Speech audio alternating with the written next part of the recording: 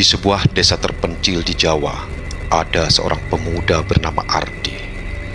Ia dikenal sebagai sosok yang pemberani dan selalu penasaran dengan hal-hal mistis. Ardi sering mendengar cerita-cerita tentang sakaratul maut, detik-detik terakhir sebelum seseorang meninggal dunia. Namun, ia tidak pernah menganggap serius cerita-cerita itu, sampai suatu hari ia mengalami sendiri kengerian yang tak pernah ia bayangkan. Suatu malam, Ardi mendengar desas-desus tentang sebuah ritual kuno yang bisa membawa seseorang ke ambang kematian dan kembali lagi. Ritual ini dilakukan oleh seorang dukun tua bernama Pak Surya yang tinggal di pinggir desa. Dengan penuh rasa ingin tahu, Ardi memutuskan untuk menemui Pak Surya dan memintanya melakukan ritual itu. Pak Surya awalnya menolak permintaan Ardi, memperingatkannya tentang bahaya yang mengintai. Ini bukan permainan, nak. Sekali kau melangkah ke ambang kematian, tidak ada jaminan kau bisa kembali dengan selamat, kata Pak Surya dengan nada serius. Namun, Ardi tetap bersikeras. Pada malam yang dingin dan sunyi, di tengah hutan yang gelap, Pak Surya mulai melakukan ritual. Ardi berbaring di atas tikar, dikelilingi oleh lilin-lilin yang menyala redup. Pak Surya mulai melantunkan mantra kuno, dan perlahan-lahan Ardi merasakan tubuhnya semakin berat.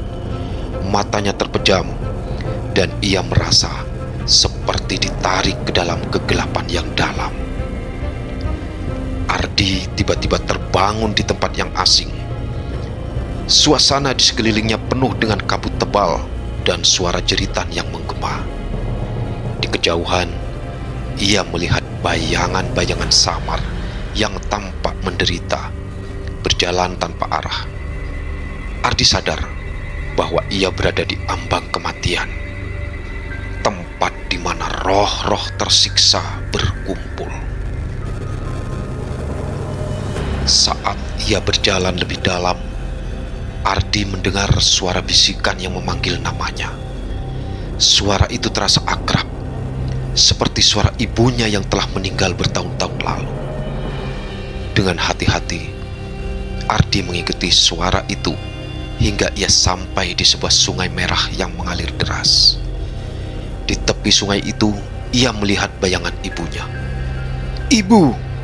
panggil Ardi dengan suara gemetar.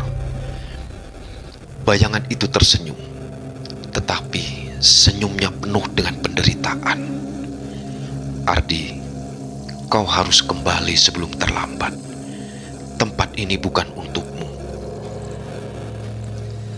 Ardi merasa cemas dan ingin segera kembali, tetapi kakinya terasa berat. Ia merasakan hawa dingin yang menyelimutinya dan suara jeritan semakin keras.